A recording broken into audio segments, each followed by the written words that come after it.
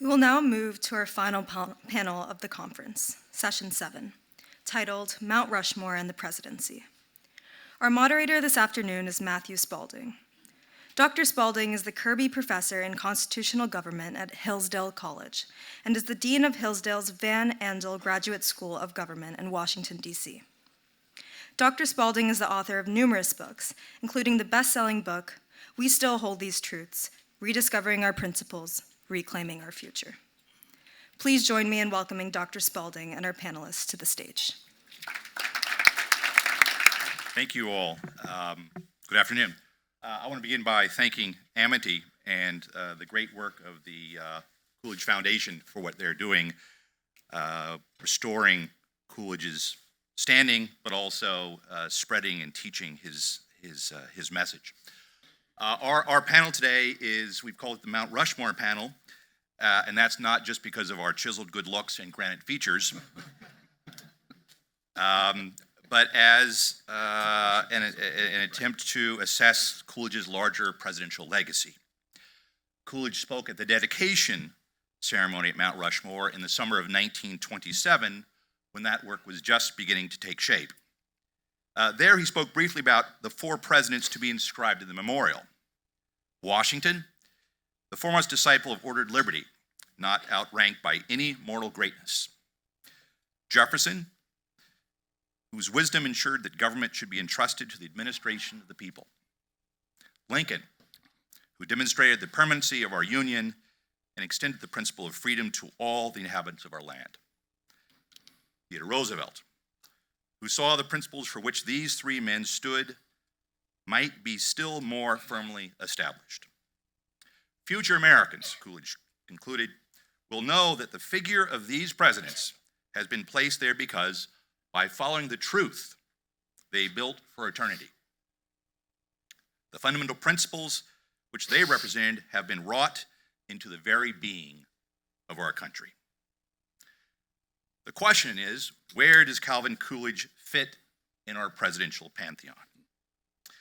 I want to begin briefly by suggesting we consider a higher standard. There was a bit of a Coolidge revival back in the 1980s. Thomas Silver, a colleague of mine and Dr. Hayward's, argued at the time in his book, Calvin Coolidge and the Historians, that such a reassessment of Coolidge is difficult, given the damaging attacks made by partisan critics of his time, which thereafter became a key narrative in the dominant New Deal historians. Read the accounts of Allen Nevins or Henry Steele Commager, and above all, Arthur Schlesinger Jr., and you will see this mythology. Part of the official narrative of modern liberalism, passed down to later historians who credulously repeat the same stories. More generally, our assessment of presidential greatness is shaded today by modern political science's success in displacing the old model of politics with the modern theory of leadership, first properly laid out by the progressive archetype, our only professional academic to be president, Woodrow Wilson. We are today ruled more by expertise and follow models of bureaucratic decision-making and live under the administration of politics, rather than look to the deliberation and judgment, prudence and political wisdom of statesmanship. And yet, despite the modern historians and academic theorists, it strikes me, just as it should strike any close reader and any student of actual history, that Coolidge has more in common with Washington and Lincoln than any other modern president.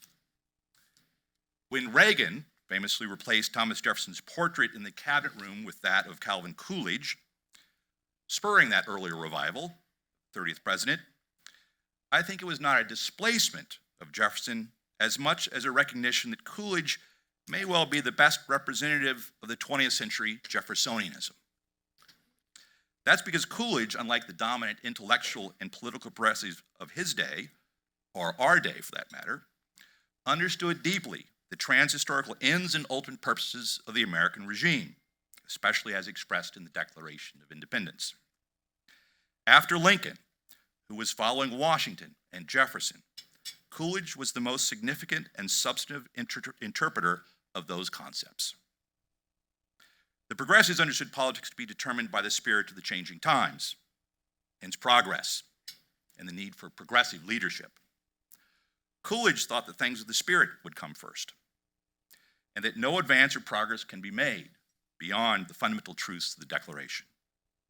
We must cling to those things, he famously said, or all our material prosperity will turn to a barren scepter in our grasp. Hence the politics of prudence and the necessity of statesmanship. But there can be no statesmanship without statesmen. While circumstances often reveal greatness, circumstances do not determine the virtue. Neither do historians or political scientists, thanks be to God. While circumstances often reveal it, any assessment, thus, of Calvin Coolidge requires a higher standard of statesmanship. This, despite the fact that just before speaking at Mount Rushmore, Coolidge announced that he would not run for re-election in 1928. Quote, "It is a great advantage to a president and a major source of safety to the country for him to know that he is not a great man." That said, then, what is Coolidge's legacy? We have a great panel for you to assess this. I am mostly a historian of Washington and Lincoln and the early American presidency. Our first speaker today is Craig Furman, who has studied many presidents as writers and is the author of Author-in-Chief, where he writes about Coolidge as one of America's best writer-presidents. Craig. Thank you, Matthew. Thank you to Amity, and thank you to all of you for coming out. There's a lot of things you could be doing this afternoon, so it's really nice that you're spending it with us talking about presidents and history. Today, I want to celebrate Coolidge's talent and legacy as a presidential writer. Both have been overlooked. Forget this silent Cal nonsense. Coolidge built his career not by being quiet, but by being loud, especially between the covers of two hugely important books that cleverly capitalized on his era's new forms of celebrity and commerce. So there are two main categories for political books: the campaign book, which helps you get to the White House, and the legacy book, which helps you reflect on and cash in on your time there. Coolidge wrote an all-time example of both. Have Faith in Massachusetts appeared in 1919, collecting many of his speeches as governor. Coolidge took each speech seriously. His wife, Grace, who herself was a superb and underrated writer, remembered him writing those speeches in pencil so he could revise them again and again. None of them was ever wholly satisfactory to him at the time, Grace recalled. Afterward, he would read one and say, "That was a pretty good speech after all." This labor produced a deceptively simple style: short sentences, elementary structures, and a gift for aphorism that another New England writer, Benjamin Franklin, would have liked. But prose is only part of a book's success. It also needs marketing, distribution, buzz, and behind the scenes, Have Faith received expert help. A famous editor chose the title. Would a book called Bay State Orations, which was another option, have lifted Coolidge to the White House? A businessman used his industry contacts to secure the paper for a speedy reprint just before the 1920 Republican Convention. This era also saw the rise of advertising shops and public relations firms, and experts from both professions pushed Coolidge's book in the national media and on the convention floor. One appreciative reader was a delegate from Oregon who nominated Coolidge for the vice presidency. "I knew the man who wrote those speeches was a patriot," the delegate told reporters after the fact. Coolidge's book was his campaign, and his campaign was his book. Once he became president, Coolidge became a true celebrity. Now, this era also saw the rise of a new kind of national star, thanks to radio and magazines and movie theaters. One newspaper introduced Coolidge to the national audience like this, quote, "The governor looks like a typical Yankee of the movies."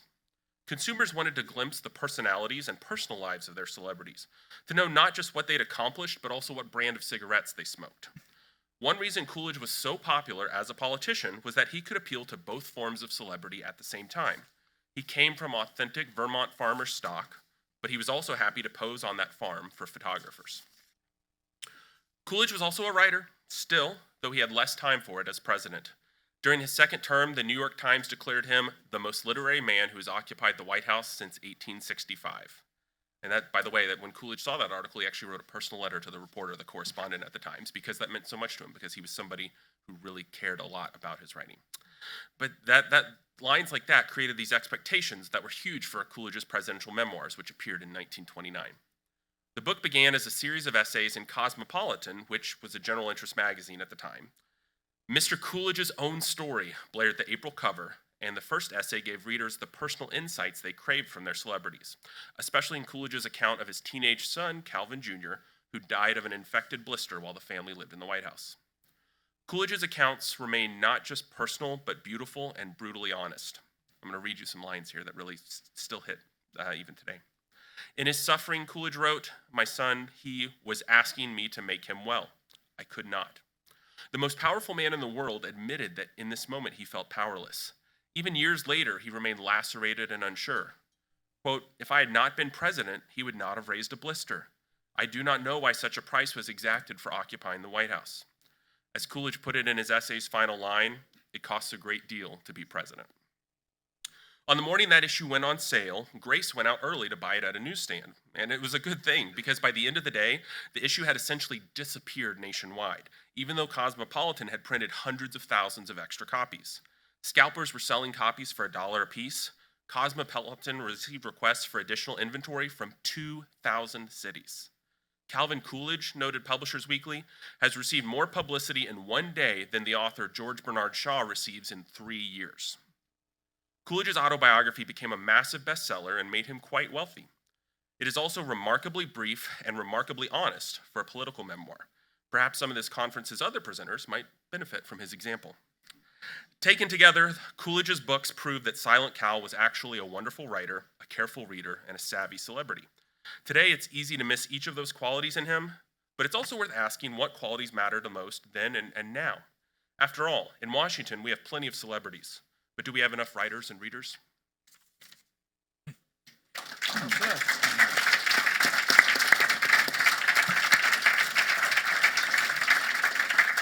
Thank you, Craig. Our next speaker is Dr. Stephen Hayward. Dr. Hayward is a resident scholar at UC Berkeley's Institute of Government Studies program. He's actually an authority on many presidents, but he is the author of what I consider to be the best biography of Ronald Reagan, 2-volume biography under the broad general title of The Age of Reagan, which I think competes with Schlesinger's Age of Roosevelt as a monumental history of a very important president. Dr. Hayward. Hey, that was the idea, Matt. Thanks. Leave it to Amity Schlace to come up with something as provocative and outrageous and seemingly preposterous as proposing Calvin Coolidge for Mount Rushmore. I'm going to try and get him there. But if you think, I have the receipts from this. If you go back to when, as was mentioned, Ronald Reagan put Calvin Coolidge's picture up in the cabinet room, taking down Thomas Jefferson's picture to put it there, the outrage in the media was deafening. And so it'd be fun now to say, yeah, the next thing should be to put him on Mount Rushmore. More fun times to be had with that idea. But I think he's actually halfway there, and I'm going to try and get him the rest of the way here. It does require, as Matt laid out very well, a different standard for evaluating our statesmen.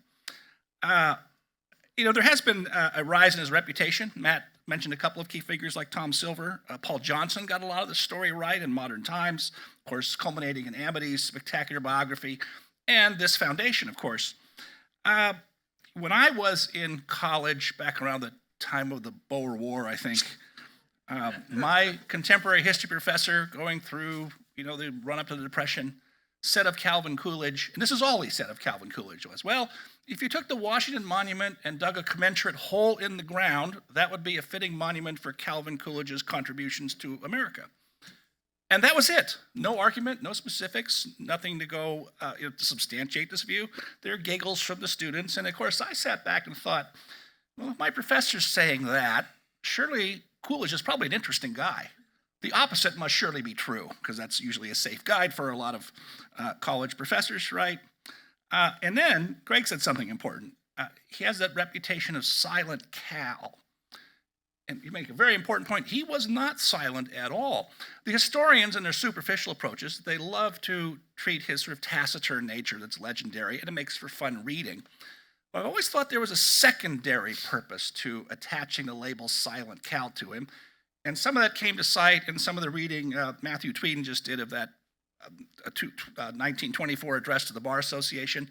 Keep in mind that Coolidge was the last president to write all of his own speeches. And by the way, that entire address you read it today, and it is I think, a brilliant and prescient analysis of what today we call the administrative state and why it can't possibly work, why it can't give us good government or effective government. And although he doesn't use the terms we would use today, read and taken in the whole, you realize he's contesting all the premises of Woodrow Wilson and the early administrative state before that term came into current use.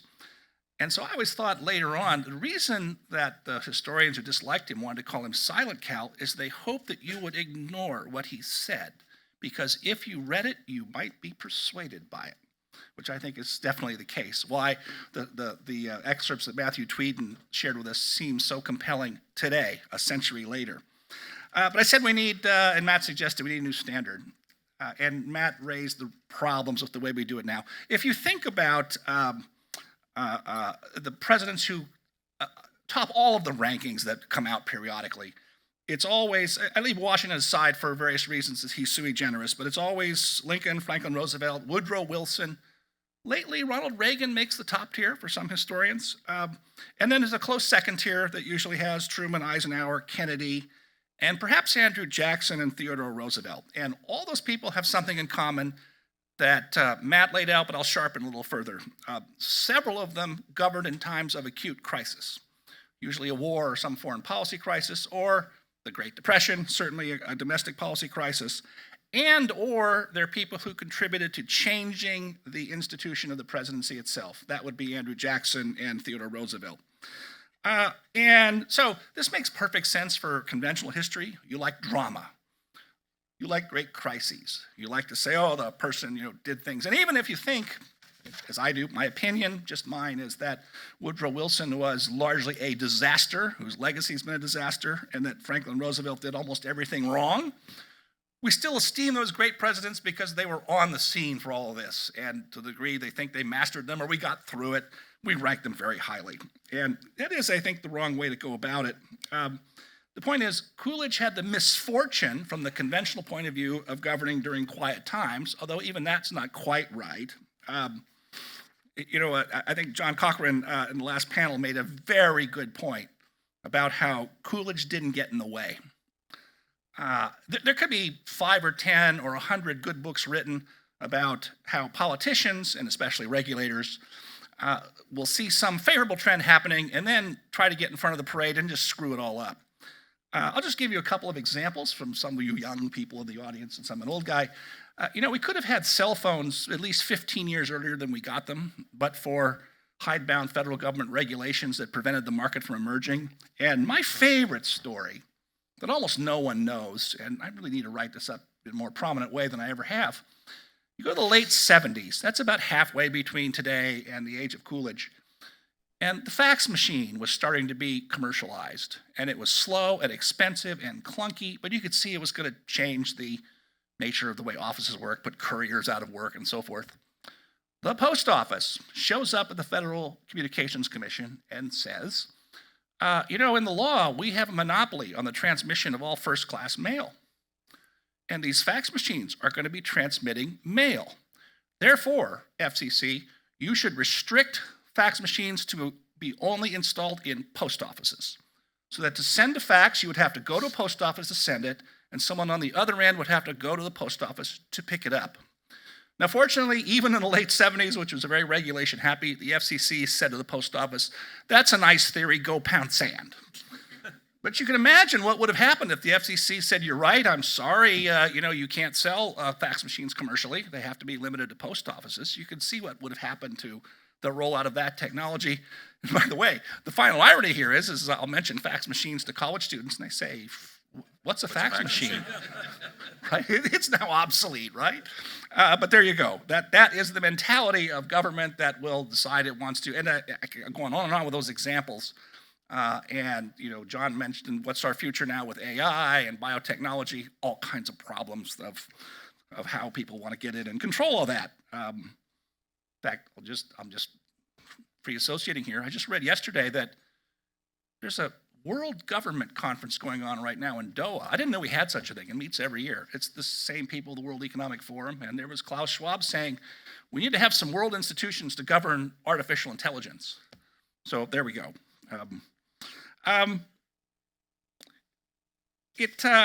So the point is, the restraint of Coolidge, which has been commented on several times, counts as an achievement of its own that's of high statesmanship, I think. And again, it won't ever get treated fairly by the historians because it doesn't have the drama of a crisis. It doesn't have the drama of some dramatic intervention that may or may not have been effective or counterproductive, right? So we had some great quotes from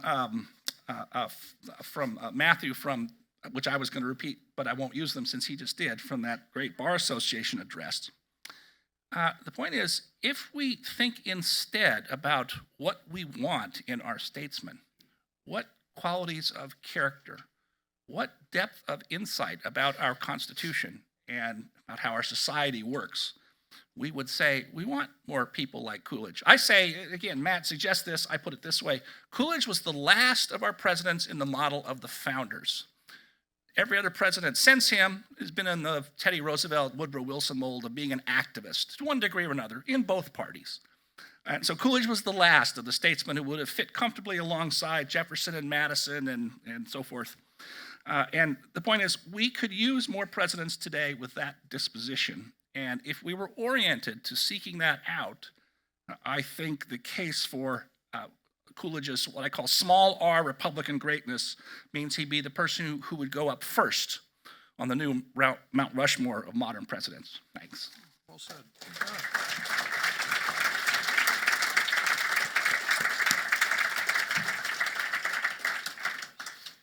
Our cleanup batter this afternoon is Cal Thomas. He is author and syndicated columnist and has written many a column, books. I'm going to keep at it until somebody reads them too. Oh, golly. And is a man of great wisdom and observation about American political life. He's actually related to Grace Coolidge, and is going to share his thoughts this afternoon. In the words of Ross Perot's running mate, Admiral Stockdale, why am I here? Younger people will have to Google Ross Perot and Admiral Stockdale. You older people get it, all right? Well, I'm here because of family relationship. My grandfather and Grace Coolidge were first cousins. I met her at her Northampton home and when I was 14, but didn't know any better, so I was more interested in the elevator in her house and the Buick in her garage, sadly. But she was a wonderful and beautifully named woman, full of grace. And I am named after the Coolidge's two sons, John and Calvin.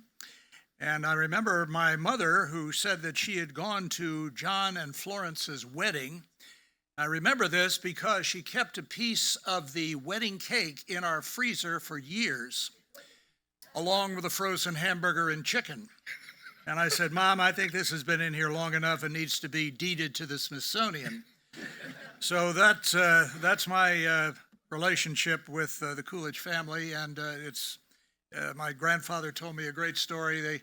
They used to double date years and years ago, and then when he became president, my grandfather went to visit the president in the Oval Office, and he said Coolidge took a nap. And after he woke up, he looked at my grandfather and said, "Thanks for the visit, Arthur." They never exchanged words. The problem with going last is that a lot of people have already quoted some of the things that I was going to quote, but just in case some of you weren't paying attention, I'm going to plow forward. In 1995, I wrote this column after a visit to this Library of Congress, the other building, by the great and unfortunately late British historian Paul Johnson, who was mentioned earlier. His speech was called Calvin Coolidge and the Last Arcadia. The visit was timely, coming as it did in the heat of the war between the Clinton administration and the Republican Congress over whether and how to balance the budget. My, how ancient that seems today. "We have too much legislation by clamor, by tumult, and by pressure," said Coolidge more than 7 decades ago. Who could disagree? In normal times, Coolidge believed, minimal government must be the norm. He spoke of restoring Lincoln's principles by insisting on government of the people, for and by the people. "The chief task before us," he said, "is to repossess the people of their government and their property." Now you can see why Ronald Reagan loved him so much. One of Reagan's great lines, among many, many of them, was the only proof of eternal life in Washington is a government program.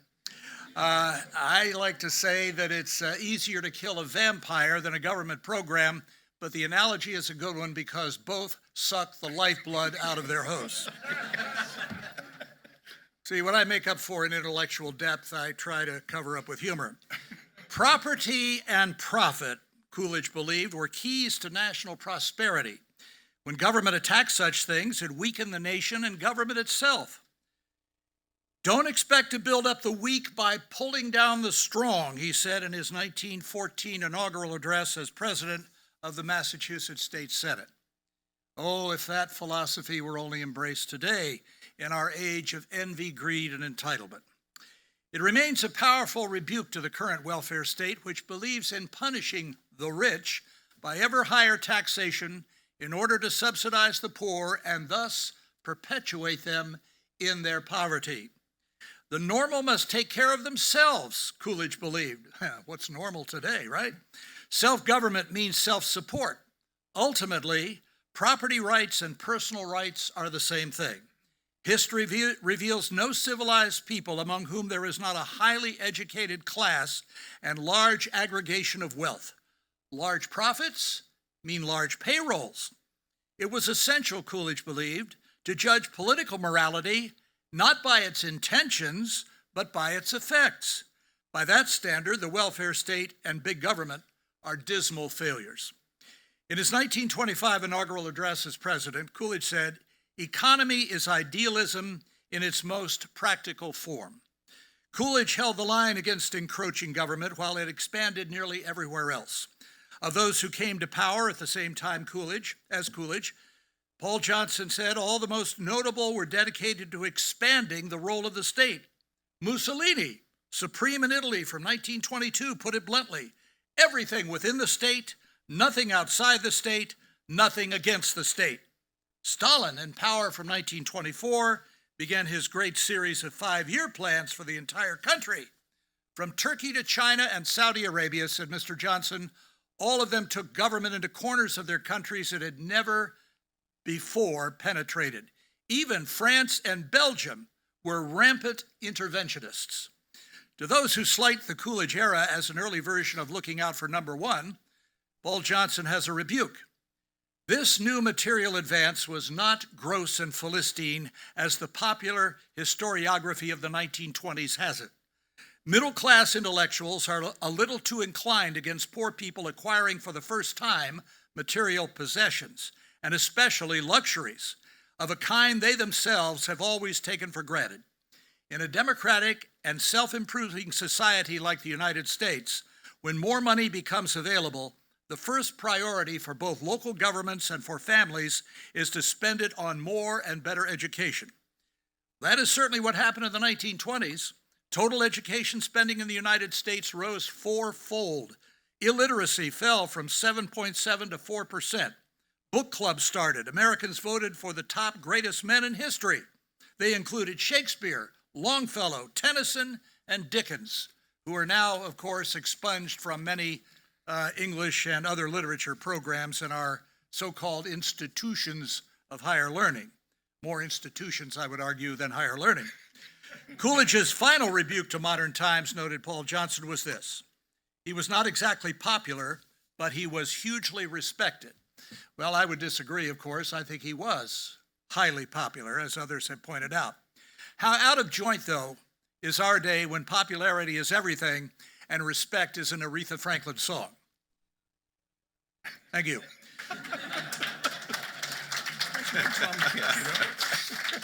America could do a lot worse to recall the wisdom of Calvin Coolidge, and politicians of all stripes might consider this pithy thought: the things I never say never got me in trouble.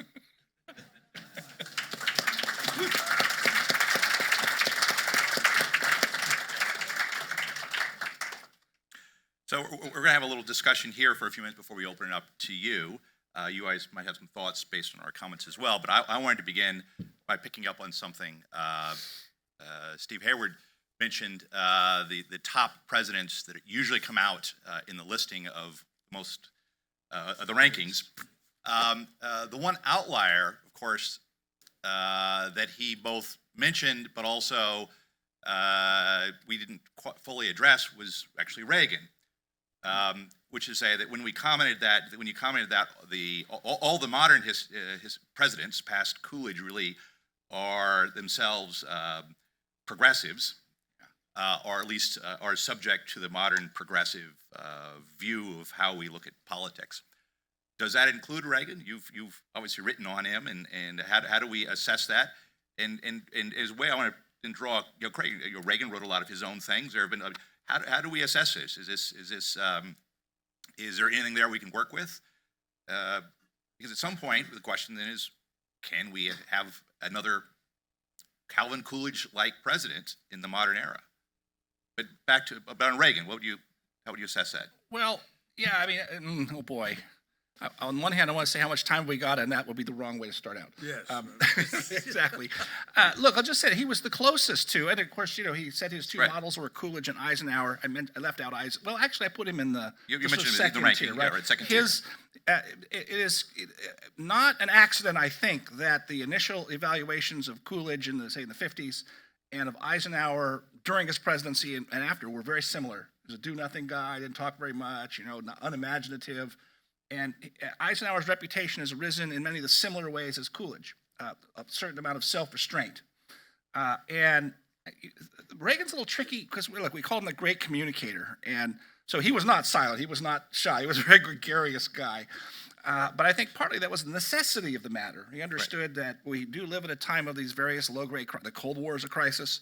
The economy is in a crisis when he comes to office. And that requires, unfortunately, an amount of that kind of presidential leadership that you hint at. I agree with you about this. We didn't really develop it. That is of doubtful character when laid next to the founder's understanding of how the presidency ought to be conceived and operated. But might be an essential quality of prudence. Yes. In the moment. Yeah. Right. Yeah. That's right. I mean, Reagan's initial model, of course, was FDR. Yes. Yeah. Right. Although Marty Anderson said to me once that, my long years with Reagan, I never heard him once approve of any specific New Deal policy. He liked FDR's style. Right. And there's something to be said for that. Right. Yeah, I'll just jump in here to say that, first of all, with Reagan, and talk about executive power, and you certainly listed the right presidents to talk about the rise of that, but we can't forget foreign policy, that Reagan had a very expansionist view of the president's roles in that realm, if not domestically. But the other thing I would say that's so interesting to me is I always try to bring it back to presidents as writers, and Wilson and Teddy Roosevelt, two presidents who probably did more than anybody to start this kind of modern, call it activist presidency, call it executive power, however you want to frame it. What's so fascinating is that you can see this in their writing because they both wrote two really good books. It was their first books. And so let's use Teddy Roosevelt as an example. His first book was about the Naval War of 1812, and he actually wrote it when he was an undergraduate, or at least started it. And in that book, you will not find a more ambivalent view of heroism if you look at his treatment of Oliver Perry in the War of 1812 and the naval conflicts. It's not that Oliver Perry was some great leader or was able to give speeches or was able to motivate his soldiers. It's that he had more cannons. And Teddy Roosevelt did the work to prove this. He did all the research to look not just at the cannons, but on American ships, they could point more cannons in the same direction to create a better broadside and things like that. So it was a very logistical book that talked about resources and the kind of boring stuff. It wasn't a book about heroes. By the time Teddy Roosevelt got close to being a hero himself and thinking about how could the president be heroes, his books were quite bad because all he wanted to talk about was how great people had changed history and not how many cannons there were, but who was giving the speeches on the ships on the ships themselves. So same thing is true of Wilson's first book, which is quite good, but again has a very pragmatic view and sort of doesn't emphasize the individual. Even in these presidents in their writing, the closer they get to power, the more they want to talk about, hey, guess what? I'm an individual who's about to be president. Did you know that individuals through the presidency can change the world? What's cool about Coolidge and what's fascinating about Coolidge is that even though he got closer to power, he never flipped that switch and had that consistent view about the individual and his role in power. At that point, Teddy Roosevelt had not gone over to and spent his summer reading Herbert Crowley, and so hadn't gone insane yet. When I read Coolidge's comments at Mount Rushmore about the four presidents, I had to say his briefest comment was about Teddy Roosevelt, and I wonder whether he already thought at that time that Teddy Roosevelt doesn't deserve to be up there because of some of his more progressive insanities. So if Coolidge is to go there, I would vote that he replace Teddy. Oh, okay. Other thoughts in this direction. I mean, the model of Coolidge as a modern president. I think you all kind of touched on this in a way. He was a president in times of peace, which unfortunately shades how he's looked at, but it truly is unfortunate, right? I mean, the model of what a small R Republican president should be within a constitutional government at the federal level, as opposed to his governorship, in which he was actually much more active, strikes me as the correct model. Is it lost? Yeah, probably. I mean, well, I think somebody mentioned earlier today that Coolidge vetoed a couple of farm subsidy bills. And then somebody asked a pretty good question about the volatility of the farm, the farm economy and being a factor of depression. So Coolidge, in his veto messages, it's worth going back and reading them because he thinks they're bad policy. Okay. But then the last thing he says is, I'm paraphrasing here, he says, oh, and by the way, I think these bills are unconstitutional. What a quaint idea, right? The contrast to that with modern times is one that still bugs the heck out of me is George W. Bush and signing the McCain-Feingold bill in 2003, whenever that was. And he says in his oral comments, I think this bill's unconstitutional, but that is a subject for the Supreme Court to decide. And I thought, if Lincoln were his tutor, Lincoln would say, you flunk, right? Or Coolidge would have said the same thing. What? Well, okay. Let me take a crack at this because I was just thinking that I think the real difference between Coolidge and modern Republican presidents is that he consistently stuck with his principles at every level of his public life, especially in the presidency. Modern Republicans are intimidated by the media, by some of the business that the Democrats continually promote about Republicans only care about the rich, they don't care about Granny.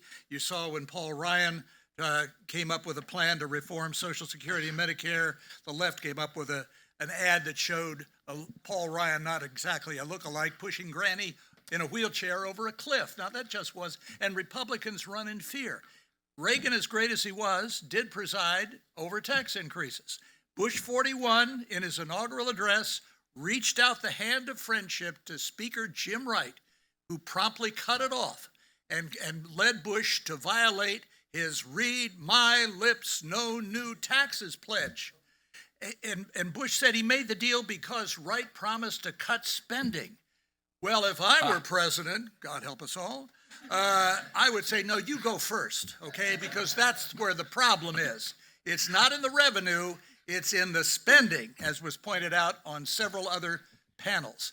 But when you've got an era of envy, greed, and entitlement, as opposed to Coolidge's philosophy of inspiration followed by motivation followed by perspiration, it's pretty tough to defeat that. If you look at last year's open enrollment on Medicare supplements. I live in Florida now, a lot of retired people there, right? I'm not. But anyway, every ad had 3 words in it, every single one: benefit, free, and entitled. The unholy trinity of the secular progressives. Envy, greed, and entitlement. Now, if you sell that long enough, you're going to addict people to big government, envy of other people's wealth, complete reliance on things outside of yourself, which was an antipathy to Calvin Coolidge. And that's why I think he was so successful and his principles actually worked in promoting some of the greatest prosperity this country has ever seen. But we forget the past. I like to say that the only politicians with convictions in Washington now are in prison. If we do forget history, we will be doomed to repeat it because the principles never change. Cal, you remind me of Stan Evans' great line that it's a good thing Republicans are pro-life since they spend so much time in the fetal position. Ooh. You didn't know that one? That's a good one. Oh, that's one of his greatest I hits. like that one. Having said that, I'm going to push back against Steve a little bit. I think we can't conclude that it's over. I don't. And I think that would be the wrong lesson here. It's one thing to say that Calvin Coolidge today, just like a Lincoln today or a Washington today, might well not even get elected or get a nomination or be successful. But it actually is precisely the qualities that I value most in Coolidge, Washington, and Lincoln, which is the prudential qualities of the statesman that we need most. And that will require certain amounts of political accommodations to begin a movement to recover the constitutionalism of Calvin Coolidge. So that's it. I think we're absolutely right that he is the model in the modern era. It's a deeper understanding of the political questions that I think we have gone awry on. But it seems to me that there are a lot of people, a lot of Americans, a lot of voters who are desperately looking around for an alternative to the modern leadership that we are getting from both political parties that makes an opening for someone of that statesmanship-like quality. Yeah, I don't think I was quite clear. I don't think it's over either. What I think is it would require a person of rare insight and talent. So combining the insight of Coolidge and the talent of Reagan to then make a case for a restoration of constitutionalism, that's a hard thing to do. I think it's necessary, but I don't think I'm, an anti-historicist. I never think that I don't believe in the Hegelian unfolding of history that's irreversible and so forth. You don't see many people like that around. And as I'll say, but again, the circumstance, don't want to get off on this because it takes us sideways, but, Reagan on taxes, quite right, he acquiesced in tax increases, but he didn't understand that not all kinds of taxes are created equal. So he was rock solid against income tax increases. And then he would give on, excise taxes and lots of other things. He did later say that his biggest mistake was that 82 tax deal, which should have been a signal to George H.W. Bush not to fall down on that same trap, and he didn't, right? Okay. Yep. So we have about 20 minutes left to take some questions from the audience. I am told there are some microphones somewhere, and if you raise a hand, we would like to. There's someone right here. Please.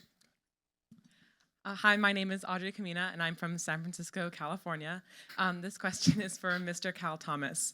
So you mentioned the great success of Calvin Coolidge's education reforms, but our current education system is decidedly lacking. How would you suggest that we combine both Coolidge's prudence and thriftiness with money with his great successes with education programs? This is your fifth question. Your next one is free. Very nice. I would employ two words: school choice. 26, I think by last count, 26 states now have some form of school choice. Jeb Bush, the former governor of Florida, was a leader in this. The unions, of course, are against it because this is how you train new secular humanists, big government, high tax, envy. We're all racists and all this other business in our government schools. I don't call them public schools because they no longer serve the public. They're government schools. And most of them are indoctrination centers. And the history books are all written in a way that is endemic of the secular progressive left. So I think, it's always amusing to me that some of my friends on the left who are pro-choice when it comes to abortion are anti-choice for those fortunate enough to have been born as to where they'll be educated. So I think competition works in everything, whether it's the post office, FedEx, UPS, or anything else. But this is the last monopoly in America. So many other monopolies, AT&T, many others have been broken up to the public benefit, I would argue. But public education is the last monopoly. It's left over from the Dewey era.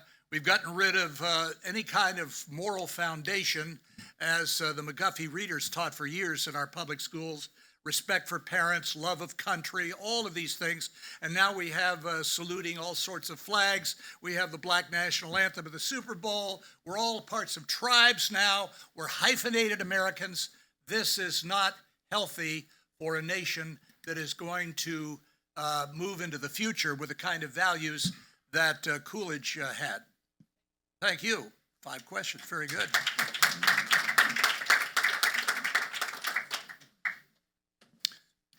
Yes, sir. It's hard to see. Hello, my name is Caleb, and I'm from South Carolina. And my question is for Dr. Hayward regarding essentially the little regulation of business, right? So like free market. I was wondering, to what extent does the exploitation of the consumer, perhaps through predatory pricing or planned obsolescence, what role does that play within the regulation of business? Oh, my goodness, that would be sign up for the course I don't teach on antitrust and related issues. It's so there. All right, let's try and see if I can sort this out. I was kind of unprepared to think about this today. Where you have genuine monopolies,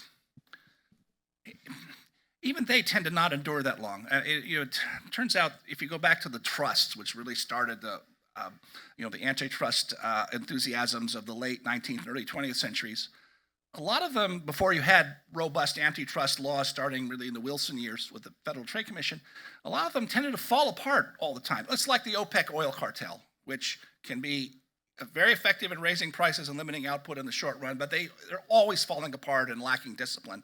You found that with the sugar trust and steel. Now, when you consolidate all the steel companies, as was done in 1911 or whenever that happened, that's a different matter. And so, today we look at, we still do, we've really changed antitrust. It's been a huge revolution that it would take too long to go through.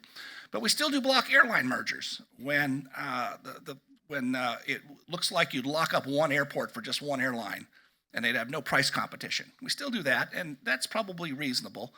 But I think as a general matter, and like I say, this is a long and intricate subject that I haven't studied closely for quite a while. But generally, the idea of consumer exploitation is exaggerated and overestimated most of the time. Not always, but most of the time. And that free competition is the best way to break that down, again, as a general principle. So that's my short, on-the-spot version of it. Good.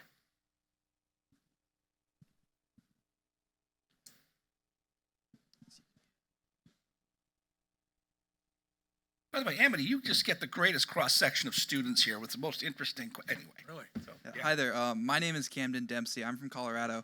And so today on the panel, you guys talked a lot about how we need principal leaders, leaders that reflect the values of Coolidge. But when we have such an acidic media that when no matter what side of the aisle you're on, the media just trashes you for whatever values you do have, how do we create an environment where we can have politicians who, are moderate or who are at least able to stand on their values and stand on their principles and still be elected and not just dissolve into this partisanship that has been wrecking the country for the past couple of years? Well, this is why I've always favored term limits. You need to recycle Congress and trash for the same reason, because both left in one place begin to emit a foul smell. You had people like Patrick Leahy of Vermont who was bragging just before he left, I've been in this town 40 years. Yeah, that's the problem, isn't it? I'll tell you my favorite story on that. My late friend, George McGovern, the 1972 Democratic presidential nominee, and he was a good friend, World War II bomber pilot, not a pilot, but a tail gunner. And he lost in the Reagan landslide of 1980 and hadn't done anything but public service since he came back from World War II, and decided to do something totally different. Went up to Connecticut and bought an inn and tried to run it. After a couple of years, it went bankrupt. Wall Street Journal reporter called him up, wanted to know what happened. And the only thing you need to know about what happens to people who stay too long in Washington is, George McGovern said, gee, if I'd known how difficult it was to run a business, I might have voted differently in the Senate. Well, there you have it. You got to get these people out. The founders never intended this to be a career. You were farmers, you were lawyers, you were business people. You'd come to Washington, you do public service, not self-service. It wasn't a career. You didn't get all these benefits if you just win 2 terms and get a salary for life, or you get a transition office, which Jim Wright, I think, occupied for 20 years with free postage and all kinds of other perks. My mother said, don't put out a saucer of milk for the stray cat or you'll never get rid of it. Well, you got more than a saucer of milk in this town. They come and they never want to leave. And that's the problem. And you solve that problem, you solve a lot of other problems. The other thing I would say to answer or to speak directly to your question is that you can just go around the media. I mean, what elevated Coolidge's national profile? It was the strike, and it was his telegram that responded to the strike. And the telegram was so short, but so well written that it just got reprinted in full. So the way the media sphere has evolved, whether telegrams are the new technology or Twitter is, you can, if you're a really good communicator, you can find a way to get around that. And I mean, most journalists are writers, and there's nothing writers love more than good writers. So if you can write well and communicate well, you can, at least for a time, get the media on your side and also get your message aired directly. I think that's one reason Coolidge was so effective. Well, one of the problems with that, if I could just interject, is that too many people now only tune into those channels or read those newspapers that reinforce what they already believe. Nobody talks to each other in this town anymore. Sure. There are no social gatherings where Republicans and Democrats eat over the shrimp bowl, share drinks together, or whatever. If you're seen with somebody in the other party, somebody will take a picture on their cell phone, put it on Snapchat or Instagram or something, and accuse you of being a compromiser. So the whole media atmosphere is completely different than in Coolidge's era, when there were many, many newspapers of different points of view instead of what we've got now. I always like to say I read two things every day, my Bible and the New York Times, so I know what each side is doing. So let me just add one quickly. It's look, I think there's an art to handling the media today. I mean, there have been huge changes in the media, most of them bad. I'm not sure, I can't remember if Coolidge ever said anything pithy about the news media. He probably did, and I don't remember it. But I do think he would have been brilliant at Twitter. And he might have liked it. Right. Because it was remote. Twitter, too many characters. Right. Right. As I think Ronald Reagan would have been brilliant at Twitter if we'd had it then. So without getting into the whole media landscape that's already been hinted at, there are some examples of presidents who understood how to handle the media. Greg has an excellent idea, and the Reagan people thought of this. Quit talking to the national media, make the president available to talk to the local TV affiliate in Fort Wayne, Indiana. A lot of work goes into all that, but go around them to local media who may not be very knowledgeable, but the discourse is going to be more sensible and respectful than the braying hounds of the White House press room. Second one is the really good ones knew kind of how to handle the media and deflect them. Eisenhower by being deliberately incoherent, Kennedy with wit, and I think, if Coolidge had been doing the kind of press conference, I'll bet he'd have been good at it too, often by just saying no and then the next question. My favorite Reagan moment was the day, it was a quick one, Sam Donaldson stands up in 1982, and if you remember Sam Donaldson, I won't say what I called him. Sweet man, by the way. I got to know him some. But he's all in Reagan's face saying, you've criticized the mistakes of the past and Democrats for our big deficits. Do you take any of the blame for the growing deficit? And Reagan just nods his head and says, well, yes, Sam, I do, because for a long time I was a Democrat. But Donaldson told me, and I asked him about that, he says, I had many humiliations at the hands of Ronald Reagan, but that was my biggest one. So it takes some art and deliberate craftiness to think how to do that. And sadly to say, a lot of politicians just don't think about that and practice it and think it through. It's a little thing, but maybe not. I'll make a perhaps slightly contrarian point, which is I think we need more politics, not less politics. And I think perhaps one of the things we should be looking at more is less about Coolidge's presidency and more about his governorship. Which is to say that what strikes me that we need today, which Coolidge understood at the federal level, where you have a more limited constitution, and at the state level, where you actually have more powers at the constitutional level, including over education, which is a constitutional responsibility of governors and state legislatures, where you can actually take over civic education and actually take over colleges and universities in your university system. That strikes me as the model. And that strikes me as what Calvin Coolidge would do, given his constitutional responsibilities. And you redefine the very media environment in which you act. That strikes me as the way to go. And that's what I think that's how a statesman would think about it.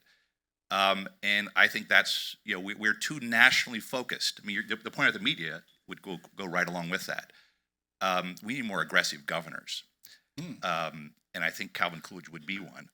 And I think we've got some brewing today, which means there is potentially a revival of Calvin Coolidge-like statesmanship. Last couple of Mario waves. I'm Tyler Burkhart from Reno, Nevada. Y'all have mentioned sort of the evolution of the presidency from this idea of the statesman president to the advocate. What role has the primary system played in that, especially today, and how do we fix that? Who is that for, me? Steve, you know the primary system? Well, I could. I mean, the primary system goes back 100 years ago, but didn't really take off until the 1972 cycle. If you don't know this, Hubert Humphrey got the 1968 Democratic nomination without entering a single primary. You still had the party back rooms and caucuses and so forth. It's worth mentioning, somebody asked this morning, how did Coolidge end up being selected as vice president? He was actually among the 6 or 8 candidates the convention was actively considering in the old-fashioned smoke-filled room way. So he was already thought of as a person of national prominence for reasons already mentioned. If you make a time machine and drop Coolidge in today, maybe he doesn't have the charisma in the ordinary sense that we now demand of our presidential candidates, which is a mixed bag at best. But yeah, that is a problem. Although, on the other hand, I like to say that if we had the old system, we probably wouldn't have gotten Ronald Reagan as president, because the party establishment did not like him and did not want him in 1980. And it was only because he could win the new system where the primaries determine it. By the way, Donald Trump would never have gotten the nomination in 2016 if it was up to the party bosses, right? So I'm not quite sure what I make of that at the end of the day. My own sentiment is I'd like to go back to some mixed system where you have some party bosses. The Democrats had superdelegates to keep from having left-wing nominees in the 80s, and that they kind of abandoned all that under pressure. But I think something like that, I think both parties ought to have a bit. I haven't made up my mind on it. Do you add to that, or? Well, I was pick up on the word charisma that modern leaders have to have. I mean, who better examples of that than Joe Biden and Kamala Harris?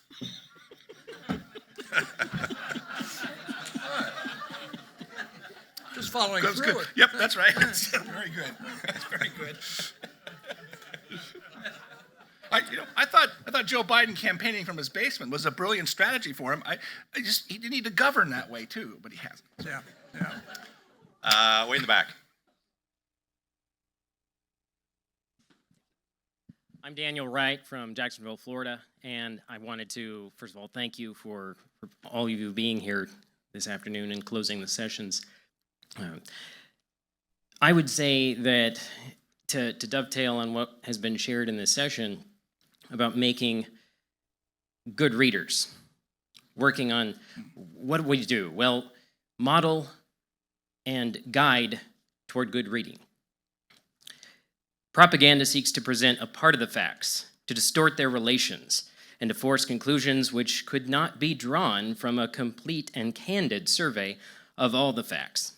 It has been observed that propaganda seeks to close the mind, while education seeks to open it.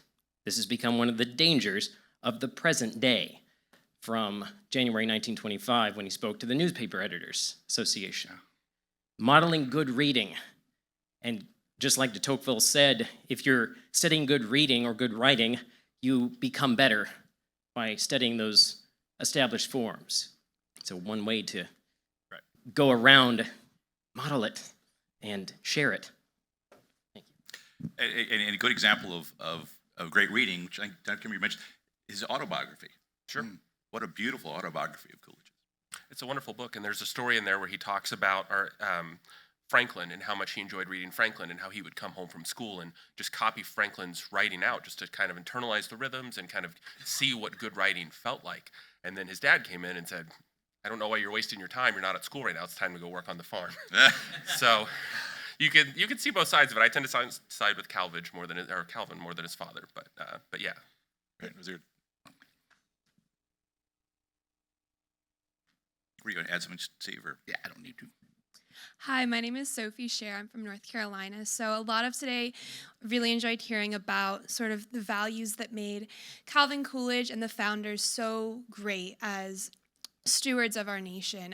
But a lot of times y'all have talked about how those values are really becoming incompatible with our modern society and modern political stage. So how would you propose that we as the upcoming generation of leaders integrate these core values of our most prominent founders and their successes into a increasingly modern and changing world to bring some of those values into the world as we come into leadership? I'll make a general comment just as a framing the answer, which the others will actually give. I think part of it is going back to this question about good reading and why Coolidge is important and Lincoln and Washington. We have to understand the distinction here. When we use the word values, we are talking about things that I value or you value. What Coolidge talked about, what Lincoln and Washington talked about, were things that were enduring and true. So just rhetorically, there's an important distinction to make. Postmodernism, the world in which we work, there are no truths. We need to learn how to talk in that environment. And why Coolidge is great to read and Washington and Lincoln is that they understood that. And the claim of the founding, which Calvin Coolidge, I think, is the best modern expositor, is that there is an enduring truth there. And there's no progress from that. So first we need to completely absorb that, because then you can make a distinction between the truths and the practical things we have to deal with, where we can have accommodation and change, even progress. But holding those two things in place, I think, is the key to figuring out how to proceed. But remember, Go ahead. remember, Matt, that we have to speak differently, but we need to know what to say, and That's- that requires a lot of hard work. And to connect it with the previous question about real reading and real learning, one of the practical problems we have these days is, and I think there's decent social science as opposed to most of the stupid ones, is their attention spans are shorter. Which is one factor in the media. It turns out that in 1968, what? Well, because he's right. I get no respect. I know, right? in one little interesting fact, in the 1968 TV coverage of the presidential race, the average soundbite from Nixon and Humphrey was 45 seconds long.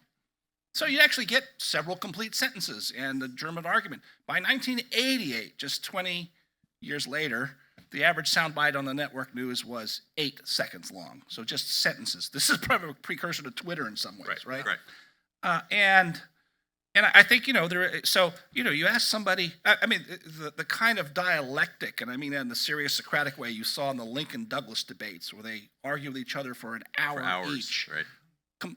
In front of live audiences of people, several thousands of people would travel in their wagons to hear this. Remember that none of them got to vote directly for either man in that contest. They were there because they thought it was important to take in these arguments and form public opinion around them. Today, that would just be unthinkable. And so I don't know all the ways to break all that, but on the substance, I'll just pick one thread for you and everybody else to think about. We're awash these days in rights to everything of all kinds. And one of the things that, I know, Matt and I both, and we try to teach the students, is understanding what has gone wrong with the promiscuous use of the idea of rights today and how the founders thought about it, natural rights and so forth, the kind of rights talked about in the Declaration of Independence and that are embodied in the Bill of Rights. And that takes a while to really grasp that and understand that. But that's one task among many that I think for your generation needs to be a matter of urgent study and thought and patience, because it's not something you can learn quickly. And the only other thing I would say is that reading, and especially reading things in print, can make a really big difference. Taking the time, slowing down. There's great research by cognitive psychologists that reading in print helps you able to balance multiple perspectives in mind. And I would advocate not just for reading, but for reading things that people who are different than you espouse. I have very different politics than anybody else who's sitting up here, but I'm still happy to be here. And so go read Teddy Roosevelt's speech on the New Nationalism. Go read Woodrow Wilson's first inaugural. Read in print, read in depth, and form your ideas and your values for yourself. And to extend that point, read them. To extend that point, which I completely agree with, read them in their original form. If you want to know about Coolidge, you read Coolidge. You want to know about Roosevelt, you read Roosevelt. You want to know Lincoln, read Lincoln. Your obligation is to understand them as they understood themselves. Then we can have a discussion about what we like about them or not. Our country is not that old, and one of the great things about it is that we have a common language, and you can go back and read Washington, and it's not like you're having to read Chaucer or anything like that. And so it's a real benefit, and it's worth taking the time to do it because it'll make you a better reader and a better citizen too. Well, I don't really disagree when you say it. I actually believe this, that the Federalist Papers are to political expression what Shakespeare is to literature. Now, Shakespeare is hard when you first start out reading it. And I think I remember finding the Federalist Papers very daunting as an undergraduate. And now I read them and I see this enormous subtlety and beauty to them. And even though the 18th century idiom in the prose is not familiar to us, so that's why this week you've got to take time. So, I mean, I say it is like Chaucer a little bit, although not in the Middle English. But so I agree with you fundamentally, but I do think that people need patience. But by the time you read your 10th Federalist paper, that's when you start to understand it. You don't need a class, you don't need a biography, you just keep reading them Read and the thing. you'll figure it out. Let me make this one point quickly in answer to your question. It's a great question, by the way. Human nature never changes. Modes of transportation change, hairstyles, clothing styles, the way we live and our housing changes, but human nature never changes. That's why Mr. Jefferson wrote in the philosophical foundation of the Constitution that all are created equal and endowed by their Creator with certain inalienable rights. Among them are life, liberty, the pursuit of happiness. And then the next clause, he outlines the purpose of government. And to secure these rights, governments are instituted among men. Why is that necessary for government to do? Because, as James Madison wrote, if men were angels, but men are not angels, you see. And so we need to be constrained from our human nature, either from within by a power and presence higher than ourselves, or from without by the government acting, importantly, under God, or it becomes tyrannical. And that's why I'd like to announce today, oh, sorry. Carried away there for a minute. Thank you. Join me in thanking the panelists, and thank you for joining us. Thank you very much.